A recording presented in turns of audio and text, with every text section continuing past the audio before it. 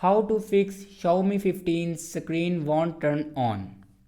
So let's start the video. First of all, restart your device. For restart your device, press and hold volume up button and power button at the same time like that. And then swipe up to turn off your device and then turn on your device again. After that, open settings. In settings, scroll down and then click on apps. And then click on apps. Now on top right corner you can see these three dots. Now click on it and then click on other settings.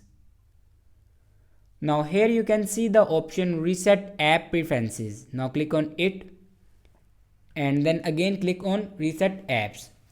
After reset the app preferences, then go back and scroll down in last and then click on additional settings. In additional settings, scroll down in last and here you can see the option factory reset. Now here you can do factory reset. After factory reset, your problem will be fixed.